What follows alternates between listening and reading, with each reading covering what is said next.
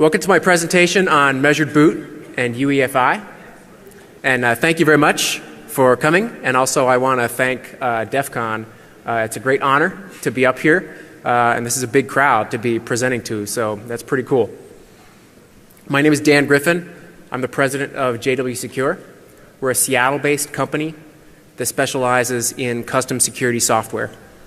So we've done a little bit of work in this space. Mostly what I'm talking about here is just kind of based on our experience on some recent projects that we've done for the past 12 to 18 months. Before we talk about Measured Boot and UEFI in terms of technical details, I hope you'll excuse me to go into a brief digression. I want to try to motivate these subjects with not quite a real-world example, but anyway, what I thought was a cool one. Did everyone see James Bond Casino Royale? Not the spoof from way back, but the one with the newest James Bond with Daniel Craig that came out in about 2006? Yeah, he's hot. So, and actually supposedly my wife just told me that he was in the, they did something with him in the Olympics opening ceremony. It sounded badass. I didn't get to catch it. Anyway. So if you didn't see Casino Royale, or if you did, a reminder, the premise is that James Bond has to play a high-stakes poker game to try to lure a financier of terrorism to the table. And so the idea is that if Bond can, or I should say when Bond outwits the terrorist, they'll be able to, MI6 will be able to bring in the terrorist and interrogate him for all of the information he has about other terrorists.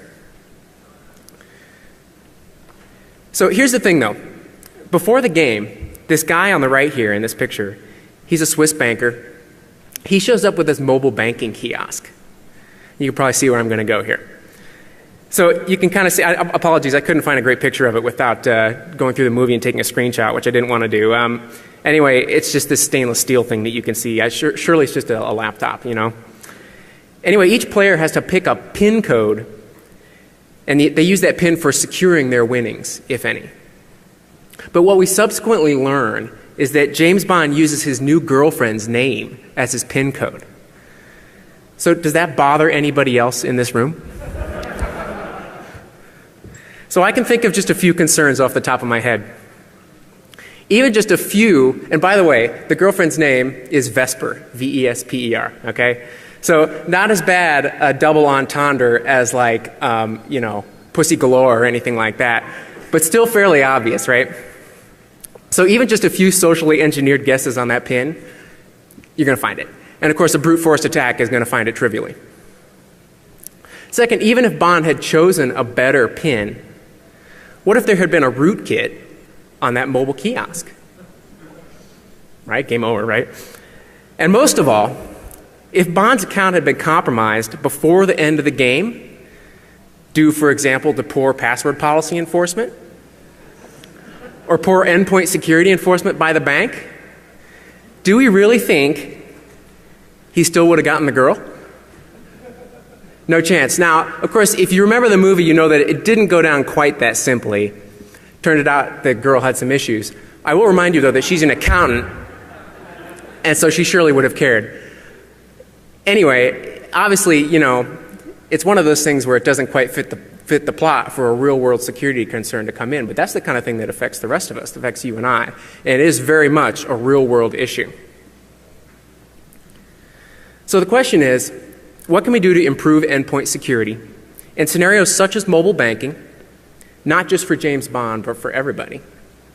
And with that in mind, UEFI is an important technology for protecting devices against rootkits. Now there's some trade-offs, which I'll get to. And I also want to point out that the TPM chip can be used for protecting remote systems against compromised clients. So that kind of works the other end of the story, and I'll talk in detail about that as well. So let's look at how these two technologies work. UEFI is the Unified Extensible Firmware Interface, kind of just rolls off the tongue. For the purpose of this discussion, UEFI is a programmable boot environment that is gradually replacing, let's call it just old school BIOS. TPM stands for the Trusted Platform Module. It's a crypto processor typically implemented either as its own chip on the motherboard or as part of a secure execution environment and of course this is the direction that we're more commonly going now, in system-on-a-chip firmware. Secure Boot is a feature of UEFI by which OEMs can control what boot images can be executed. Typically, Secure Boot includes support both for whitelisting and blacklisting of code signing keys as well as of the boot binders themselves. So you can whitelist or blacklist a certificate or a public key, and you can whitelist or blacklist the hash of the image itself, either one. On the other hand, Measured Boot is a bootloader and operating system feature, and it uses the TPM to keep a record of early boot components as they load. Now, a TPM chip isn't the only way that you can do something like Measured Boot. You could also implement something like this in UEFI. But for the purposes of what's available today and what's well supported in developer kits and stuff like that, I'm going to just kind of draw that distinction between what's being done with UEFI and what's being done with TPM. Remote attestation is another TPM-based feature. It allows a boot log to be evaluated by a remote system and for trust and policy decisions to be made based on the contents of that log. So you've got kind of two client pieces and one remote piece. You've got Secure Boot, the bootloader checker thing in UEFI. You've got Measured Boot, which is the bootloader and boot binary thing in TPM. And then you've got remote attestation, which allows you to take that boot log from the TPM, ship it off to a remote system, and for that remote system to be able to decide whether it trusts it or not.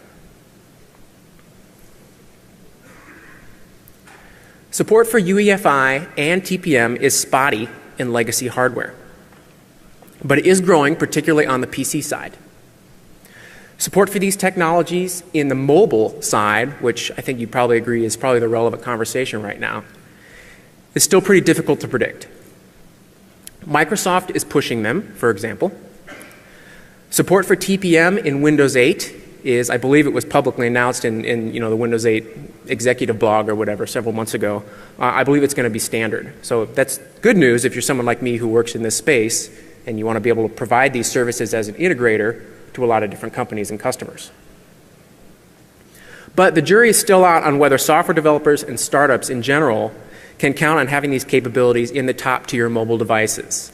And for that, I'm basically kind of lumping in a lot of different devices, including like the tablets, the new tablets coming out, the Windows side, as well as the Android side, and of course the mobile phones and the iPad. Nevertheless, given the bring your own device trend, the BYOD, in enterprise IT, employers are pushing for new capabilities that allow them to protect corporate data while lowering hardware support costs. So I do believe that this stuff is very relevant.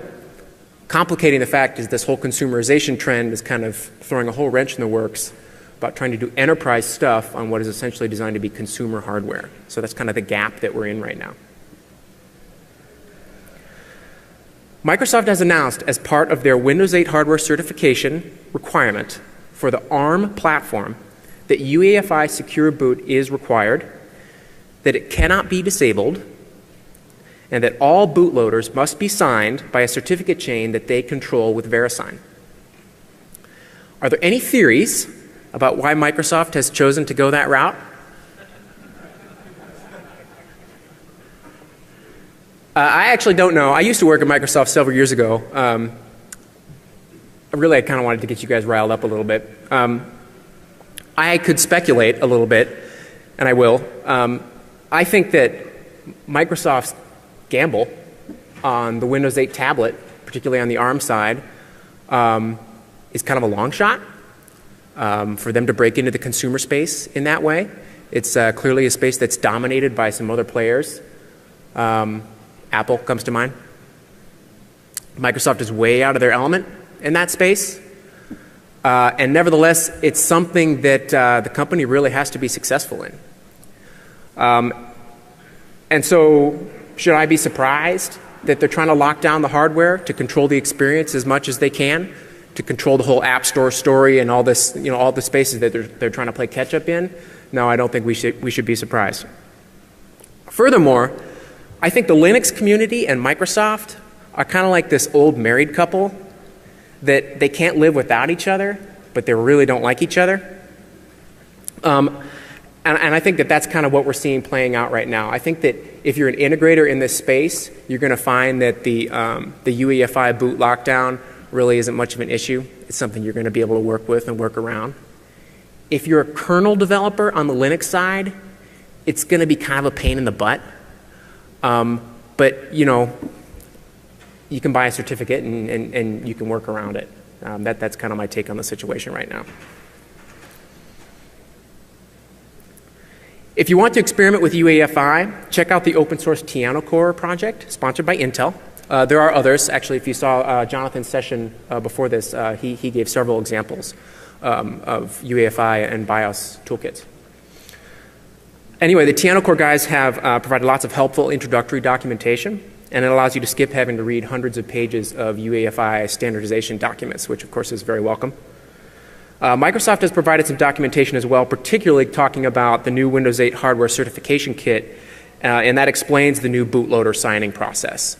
And I also want to point out that the major Linux distros have done a great job of coming forth, you know, with kind of their rationale about how they're planning to play in this new world order with OEMs, particularly on the ARM side, having locked down bootloaders. You know, the Linux guys have really explained very clearly how they're going to provide distributions that work and how the community as a whole can still work within that framework. So it's an unfortunate speed bump that affects everyone, quite frankly. But nevertheless, you know, you can still play ball. So I've already alluded to this several times. The big drama about Windows 8 and UEFI Secure Boot is that Microsoft has stated that OEMs must configure Secure Boot as mandatory on ARM devices and that it cannot be disabled by users. Even on x86 platforms, UEFI Secure Boot is expected to be on by default. So another legitimate concern that's been voiced is that, okay, x86 we can still turn it off, but geez, have you ever tried to navigate the BIOS prompts on a typical laptop, for example? And that's assuming you can figure out the key to get to the BIOS in the, you know, at boot to get the BIOS in the first place. I was trying to set up my HP laptop to do some UEFI demos. Honest to God, I work in this space and it was very challenging. It's just a real pain. In fact, when I finally got Windows 8 booting on that machine in UEFI boot mode, the TPM wasn't even visible anymore because there was a conflict in the BIOS driver. So let's hope that the newer systems have this worked out, both in terms of support for the devices, but also in terms of maybe some more user-friendly prompts at that, you know, at the BIOS level. Fingers crossed. As I pointed out, the major Linux distributions have announced that they'll be providing signed bootloaders. Unless you plan on doing custom kernel work, I think this is really going to be a non-issue. If you are going to be working in that space, or if you do work in that space, you're going to have to evaluate these options that I've listed here. So switching gears, in review, UEFI Secure Boot allows you to control at the firmware level what bootloaders are allowed. But what if you want to make more nuanced policy decisions and extend them higher up the boot stack? So for UEFI, we're basically talking about the BIOS and we're talking about the bootloader, and that's it. Even better, what if we want to make authorization decisions on a remote banking service, to return to the James Bond example, based on boot measurements made on the client? What level of trust can that service place in those measurements? Oops. There we go. With measured boot, starting at the BIOS, and by BIOS I mean UEFI or legacy, before each next component in the boot chain is loaded and executed, the previous component computes the hash of the next component on disk and stores that hash in the TPM. Data is stored in the TPM in these platform configuration registers, or PCRs. So if you see on the left-hand side of the diagram there, starting with the BIOS, takes the hash of the bootloader, which in Windows is, for example, bootmanager.exe. So it hashes bootmanager.exe, I should say Windows 8 specifically, sorry. Hashes bootmanager.exe and sticks that hash in the TPM. Then it hands off control to bootmanager.exe. bootmanager.exe launches either winload if it's a clean boot or winresume if you're coming out of hibernate. And then those launch the kernel. Each one along the chain is storing the hash of the next. The kernel then does something a little bit special and fancy in Windows 8. Before it initializes the early boot drivers, it loads them into memory, and then it initializes a special new anti-malware driver called ELAM, Early Load Anti-Malware, that basically is an opportunity for your anti-malware solution to have a hook very early in the boot process.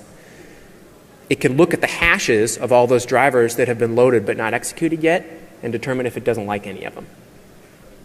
And if it doesn't like any of them, it can either, brick your machine, which probably they aren't going to do, or it'll let you boot and then, for example, invalidate the trusted boot signature. And we would also hope that, assuming it hasn't been totally owned, which if it's a bad driver, it probably has been, anyway, hopefully provide some sort of notification to the user via the user mode component of the anti-malware solution that they need to take some action, which unfortunately probably boils down to flashing the machine. But anyway, at least this is forward progress, so to speak. After boot, and I'll go into a bit more detail about how that works. After boot, a boot log can be retrieved from the TPM. The log includes the boot image hashes. It includes code signing information, so you don't have to just trust and for example, keep a whitelist of hashes. You can also, for example, track cert chains. So you can decide, okay, well, I trust the Microsoft certificate chain. I trust the OEM certificate chains for the machines that we use, the HP one, the Intel one, et cetera, et cetera, et cetera. At least it's a slightly smaller list than, of course, the hash of every possible early boot driver, and there are probably going to be thousands of them. And the log includes other boot metadata. I'll give some examples shortly. Importantly, the TPM can also sign the log with a special purpose attestation identity key, or AIK. So then remote attestation builds on measured boot. Remote attestation works like this. The client device shown on the left-hand side of the diagram here gets turned on, and it runs through the TPM-based measured boot procedure that I just described.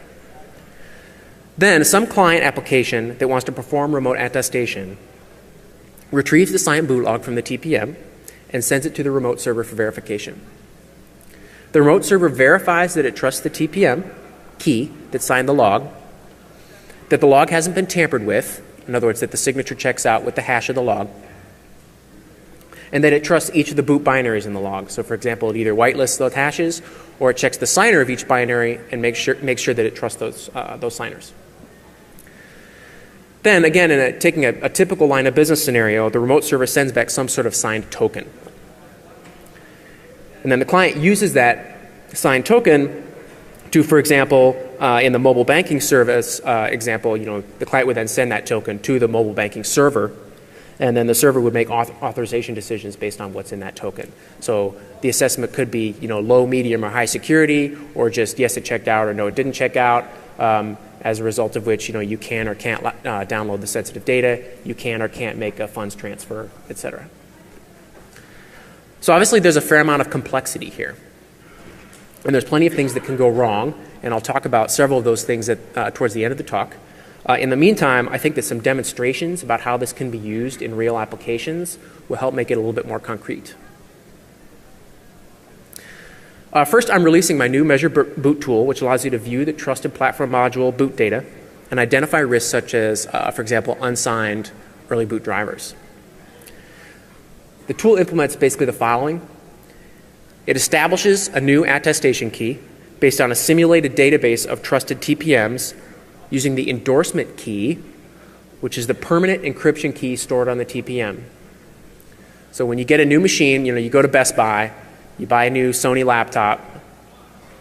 That laptop, assuming it does have a TPM, it's one of the enterprise class laptops, it already has a key burned onto it. And with most but not all of the OEMs, that key also has a certificate associated with it. And so you can decide, well, we trust the Sony endorsement key certificate, and therefore we trust that this is in fact a TPM-based key. So again, Measure Boot tool kind of shows you how to do that within the Windows 8 API that supports this stuff. The tool will then produce a signed log using this new key. And it'll format the boot data for human consumption, basically dumps it out in XML. And then it flags certain risks, just kind of as some examples of how to parse that XML. It flags risks such as unsigned early boot drivers.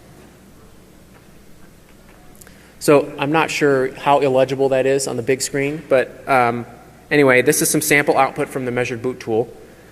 I ran it on that HP laptop I just mentioned with the Windows 8 release preview build. And there are several things to note in the output of the tool.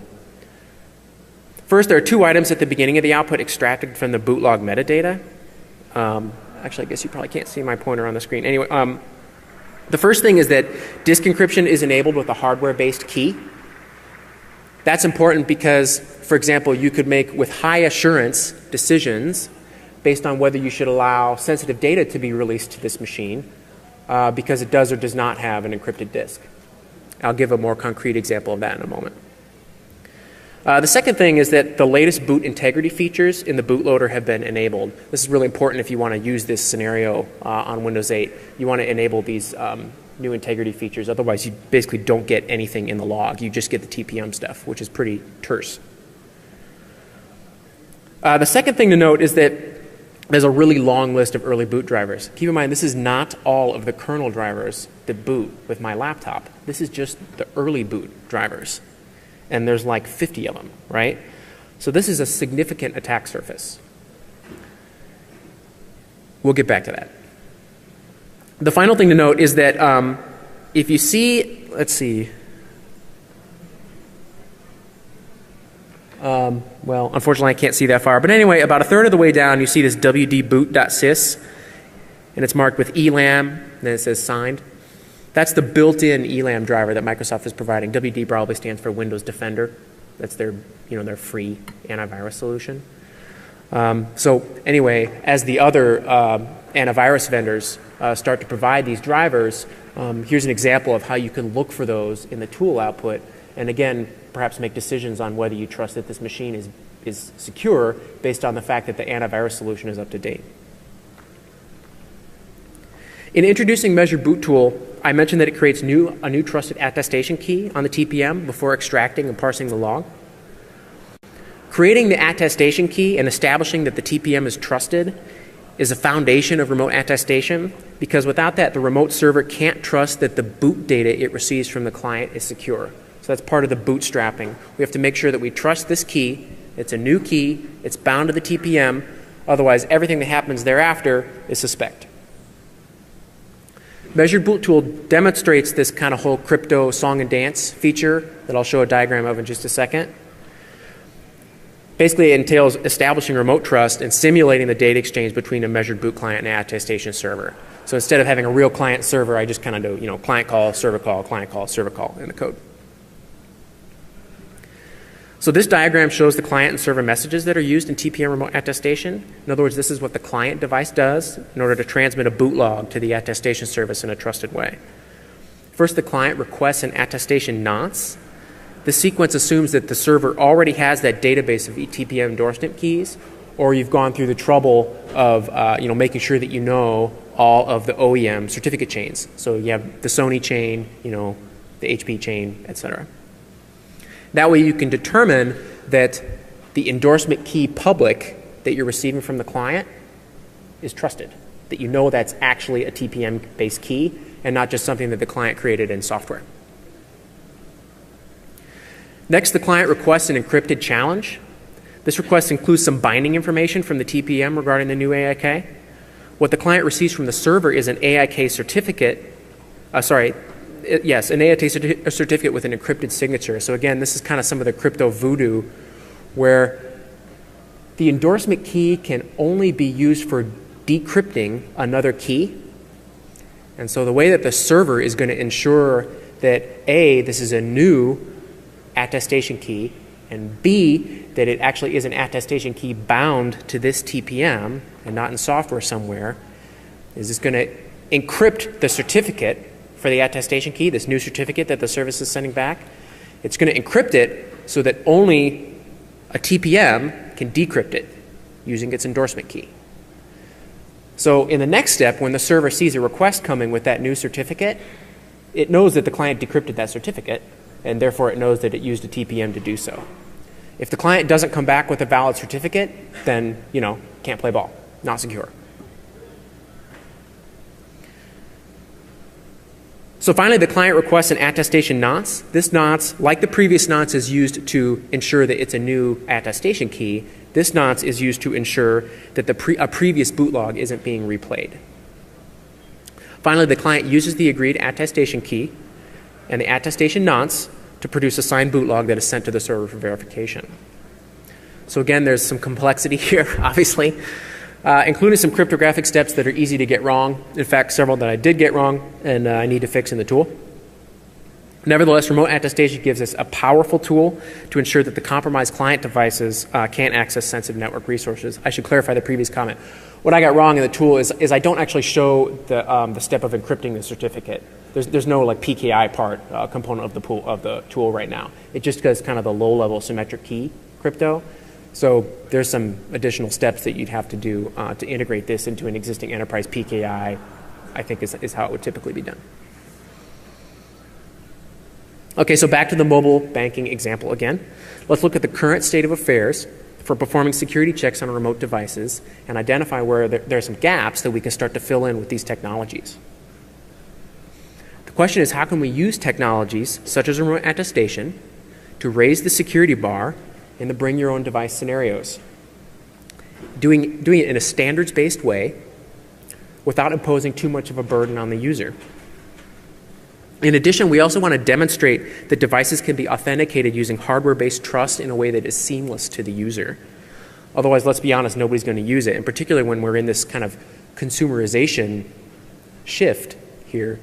OEMs, hardware manufacturers, handset carriers are going to be super, super sensitive about anything that scares off users. And of course, security bars have a reputation for scaring off users.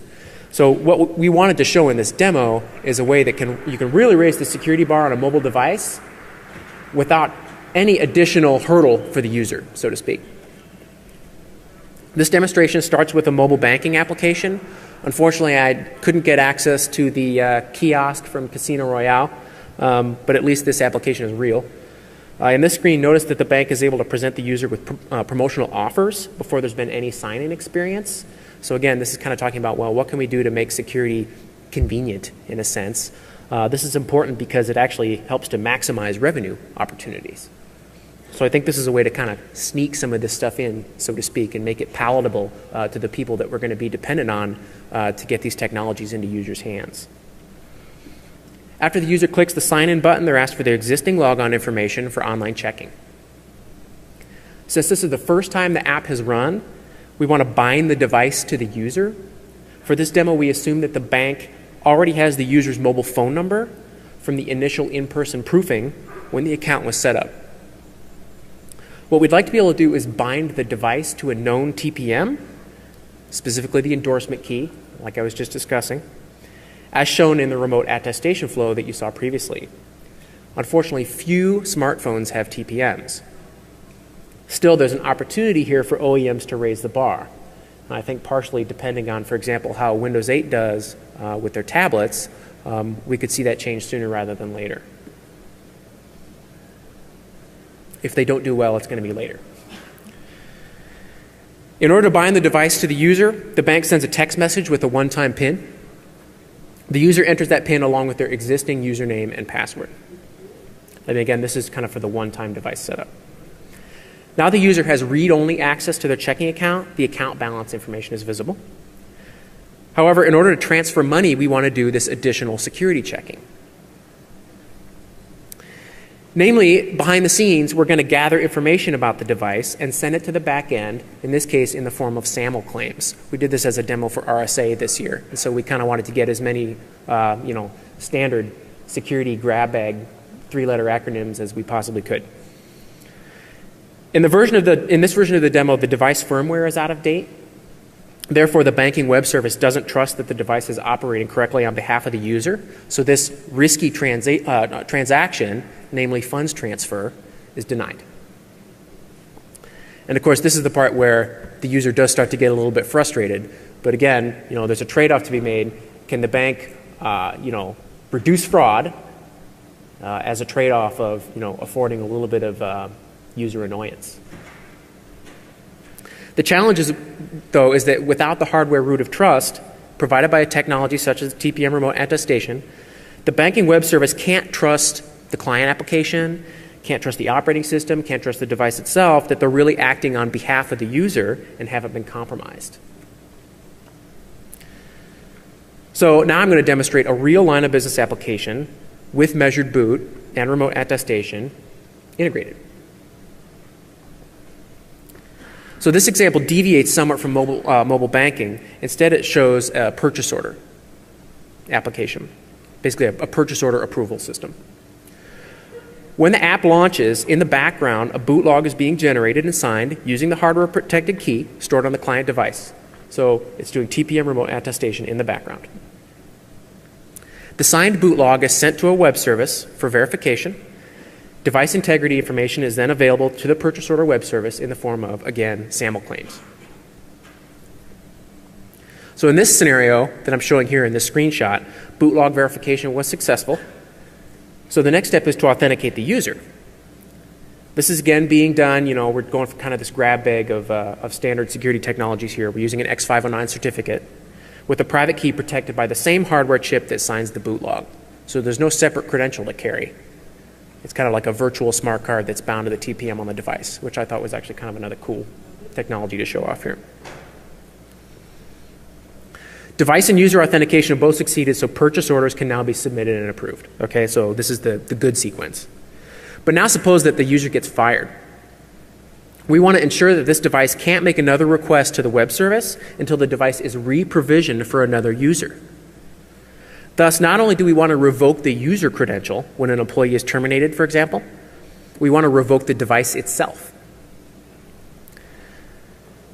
And we can do that because we have this database of endorsement keys. So for example, in the SAP job that kills a user account, or that terminates a user, sends their last check, etc., it calls over to the other system where our endorsement key trust is maintained, and it says this endorsement key is no longer trusted. So the next time this machine, regardless of who's logged onto it, tries to connect to our service, it's not going to be trusted. Remote attestation is going to fail. We're not going to trust the boot log. Similarly, of course, if a trusted key, but a tampered with boot log showed up, we wouldn't allow the authentication there either. And importantly, of course, the user would have to be given remediation instructions. Again, remediation when you have a rootkit installed has become a little bit of a tough one these days because, reflash the machine is one thing, but now we're not even sure if that's going to do it. Anyway, I don't have the answer to that one yet. So recall that I just mentioned that the measured boot log includes additional boot metadata beyond just the list of early boot drivers. I want to give an example of how you can use some of that other metadata. A third scenario that really motivates, then, the use of remote attestation is access to corporate and government data by trusted insiders. In this case, we want to ensure that only users with trusted client machines and encrypted disks can download sensitive files from the document repository, SharePoint. By enforcing disk encryption and hardware identity, we help to decrease the chance that data can be recovered from a lost or stolen device. So again, I think that this is a classic, bring your own device scenario where, your executive goes and buys a new iPad or Vio or whatever at Best Buy, and he or she's traveling right now, so she can't go into the office for provisioning, and she needs access to the SharePoint. So we can do all this bootstrapping based on a priori knowledge, again, of the Sony signing key or of the Apple signing key, and we can get her up and running.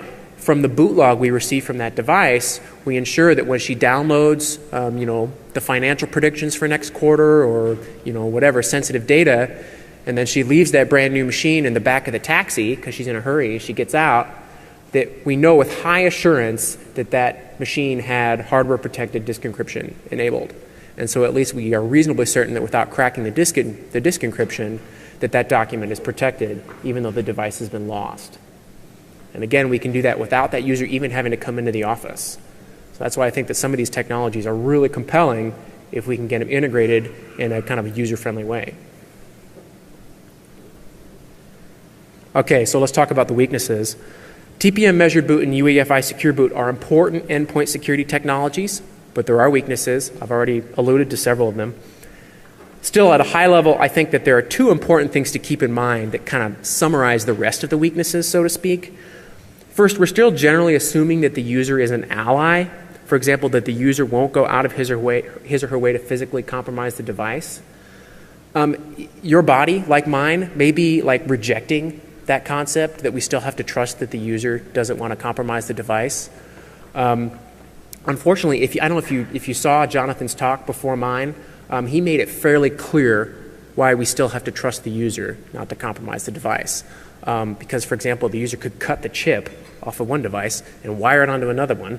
And, you know, what does that mean now? It's still a trusted TPM, but it's not the same computer. Do we care? I don't know. Secondly, as I've demonstrated, there's complexity here, and in software, increased complexity means increased bugs. That's just the way it is. So with these two things in mind, this slide lists some other specific weaknesses to be aware of. First, the UEFI. On the UEFI side, the toolkits are evolving rapidly. Lots of changes being made to the sample code, for example, in Tiano Core. Again, you know, just from somebody who's done software for a long time, you just kind of become nervous when you see a lot of changes. That just generally means bugs, so you just got to be careful. No different on the TPM side. You know, there's plenty of complexity and risk there as well. I talked about the risk of, on the TPM side, of initial bootstrapping and provisioning. Unless you can, for example, get a database of known TPM keys, of known endorsement keys from every OEM whose hardware you're going to support, then you have this problem of determining up front, the first time you see that device, do we trust that it's a real TPM that we're talking to? What we've actually done for a recent project, since we haven't been able to count on the OEMs on all of the OEMs to support that, is, for example, in a deployment where you've got a higher value user credential already deployed, like for example, you know, OTP fob or a smart card, you kind of have this moment of trust transaction where the user signs the device into the system for the first time, and you say, okay, Mr. User, under penalty of a slap on the wrist, you know, does this machine still seem secure to you? And I admit that that is totally weak. But again, it's just kind of, until we can get to the point of having a trust chain from all the OEMs, we're kind of doing the best we can. Integrity of the TPM hardware. I mentioned that, of course, there's no way to know that the user doesn't have a TPM, for example, instead of attached to the motherboard, that it's just hanging off, you know, the USB port, or that it wasn't cut from some other device and soldered into this one. We just can't know that. Kind of a big one that I didn't realize until I'd been working with this technology for a while is that the Hibernate file is unprotected. So to clarify that, measured boot only happens when the device is doing a clean boot. Keep in mind that when you're doing a Hibernate, the kernel is basically taking this whole image of memory of all the drivers, and it's just copying it on a disk. And when you do a resume, it just copies that whole image back into memory, and then presses the big green go button. So it doesn't reinitialize the drivers. Drivers can be notified of a Hibernate, but it's not the same as being reloaded and reinitialized because they're already loaded. So what that means is that if you have a malicious admin on the other side, the admin could, for example, inject drivers into the Hibernate file, or it could modify images in the Hibernate file. The only way to protect against that is A, trust the user, and B, we would recommend, of course, using disk encryption, because again, disk encryption at least prevents the Hibernate file from being modified offline. Well, let's say it reduces the chance. The other thing I wanted to mention, two more weaknesses I wanted to mention. There's a trend of migration from hardware to firmware. I mentioned at the beginning the system on a chip approach that basically most of the tablets are using. I can't necessarily say that it's more secure to have a TPM in a separate chip than it is to have it integrated as a secure execution environment with everything else going on in a single chip. My gut reaction is that it raises a few concerns that, you know, that code would be accessible from other less trusted code running in that same environment. Again, just something to think about. And the final item is that you still have the inevitable 0-day patching delay and the whitelist maintenance. Even if you're going the route of just checking the certificate chains for each of the binaries, in a remote attestation scenario, you still have this issue of, well, you could have a signed binary out there that hasn't been revoked yet, because somebody just zero-dated at DEFCON. So this system doesn't take away that 0-day risk. Looking forward from my perspective as a security software integrator, there are two questions. First, Windows 8 has excellent developer support for the technologies we've been discussing. And you see similar SDKs on the Lync side as well. But I'm particularly interested in, will the Microsoft tablet strategy be successful? Because I think it's a bellwether for whether a lot of these technologies will be adoptable. And second, will similar features become more widely supported on the top smartphones and tablets? Either way, as I've demonstrated, capabilities such as measured boot are already present in most enterprise-class PCs. So my recommendation is don't be like James Bond. Protect the endpoint, choose a strong password, and get the girl. I think I do have time for questions. Yeah, I have 5 minutes for questions, so I'm happy to, if you don't mind voicing them out loud in front of the whole world, I can take them now. Gentleman in the green shirt, I think. So when you were giving the demonstration about or showing how the banking application can verify the firmware version and deny access to a transfer, are you worried that planned obsolescence is going to remove features from users that they had once the devices are no longer supported by the manufacturers, the operating system makers? Yeah, so planned obsolescence about mobile devices in the firmware version check that we had in that mobile application. Yeah, and in fact, I particularly am sensitive to that because I'm the kind of person who uses a thick case when I buy a phone, and so my phones last forever. And yeah, this is clearly something where there could be a disconnect. I think I'm getting at your point. There could be a disconnect between, for example, the bank who's managing that application has their own life cycle. The producer of that application, which probably isn't the bank and has their own life cycle, and the carriers and the operating system manufacturer, none of those four entities or whatever are going to be on the same timeline. Yeah, I don't have a good answer for that. I think that there definitely would be some issues there. Thank you. In the front, please. In application number 2, where you're showing the revocation of a particular device's credentials, you're using the EK and not the AIK.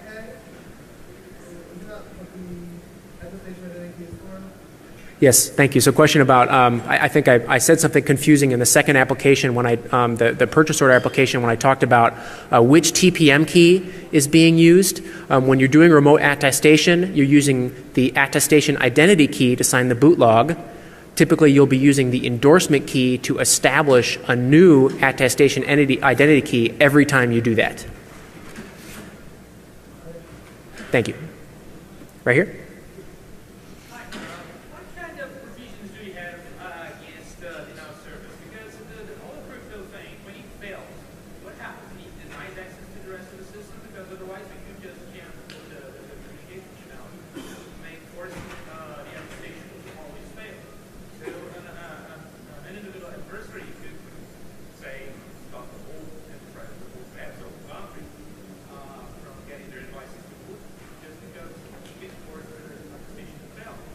Yes, yeah, thank you. Okay, so question about denial of service. So I think that there are a couple of issues to consider there. I think it's a great point in general to use kind of the enterprise scenarios that I talked about. I think most enterprise systems are not robust against denial of service, so that's pretty much the answer to your question there. I just want to point out that attestation is something that we're proposing would be layered on top of an existing authentication solution, an authorization solution. So you wouldn't be preventing the machine from booting, and you wouldn't be preventing the user from, say, opening up their browser and going to Google. What you would be preventing is in the current flow where the user tries to log on to their SharePoint server, there's now this additional check that we're going to be doing before we let them log on to their SharePoint server. So you could DOS SharePoint, you could DOS, whatever our logon solution is, and yeah, now you could DOS the attestation server as well. That's absolutely true. Yep. Please. On the mobile platform, do you think this is going to go the route of adding a TPM or NPM, or do you think it's going to be something like an ARM trust Yeah, great question. Question about, and I should have referenced this, question about ARM Trust Zone being adopted as kind of the mobile de facto standard as opposed to the TPM being adopted as the mobile platform standard. Right now, the direction seems to point to ARM Trust Zone. For my company does about 90% of our work on Windows, if that wasn't already obvious. We have some important revenue that comes from interop between Windows and Linux, though, which is why I'd like to see a variety of devices and solutions be available. It's inconvenient if you have to do the same thing twice to get it to working on TPM and get it to working on ARM Trust Zone, but that's better than not having it at all, which is essentially the current situation. But the ARM Trust Zone is basically equivalent TPM plus TXT. Yes. Yes, ARM Trust Zone is equivalent to TPM in terms of the capabilities I've just been describing. Thank you. Okay, great. Thanks a lot, guys.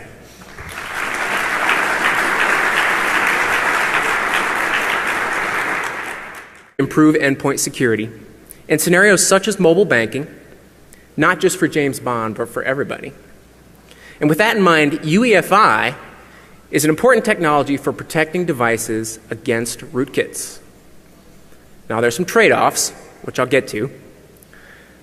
And I also want to point out that the TPM chip can be used for protecting remote systems against compromised clients. So that kind of works the other end of the story, and I'll talk in detail about that as well. So let's look at how these two technologies work.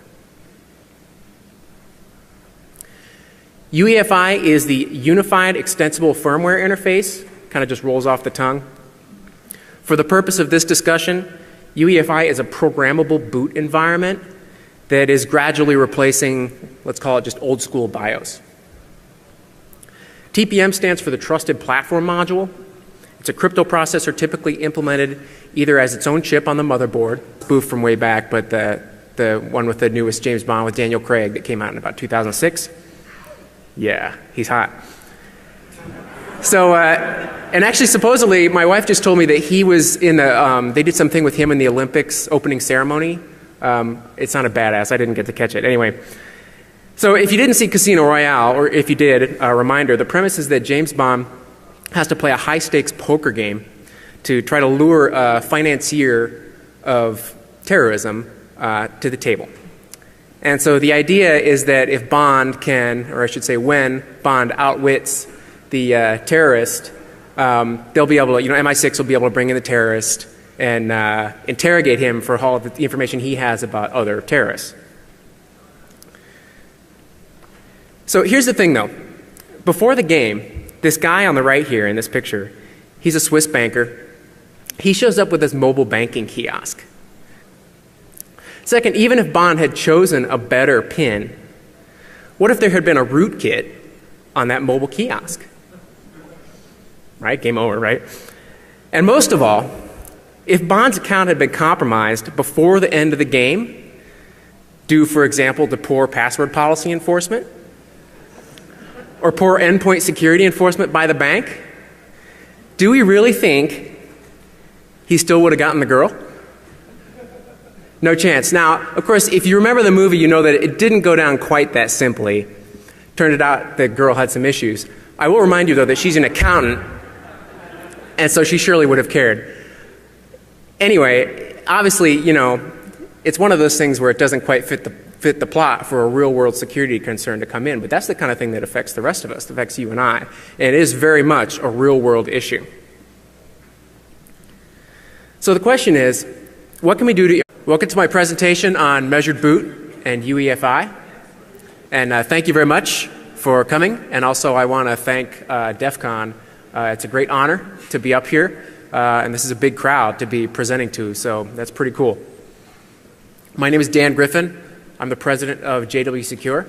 We're a Seattle-based company that specializes in custom security software. So we've done a little bit of work in this space. Mostly what I'm talking about here is just kind of based on our experience on some recent projects that we've done for the past 12 to 18 months. Before we talk about measured boot and UEFI in terms of technical details, I hope you'll excuse me to go into a brief digression. I want to try to motivate these subjects with not quite a real-world example, but anyway, what I thought was a cool one. Did everyone see James Bond Casino Royale? Not the. You can probably see where I'm going to go here. So you can kind of see. Apologies, I couldn't find a great picture of it without going through the movie and taking a screenshot, which I didn't want to do. Anyway, it's just this stainless steel thing that you can see. Surely it's just a laptop, you know. Anyway, each player has to pick a PIN code, and they use that PIN for securing their winnings, if any.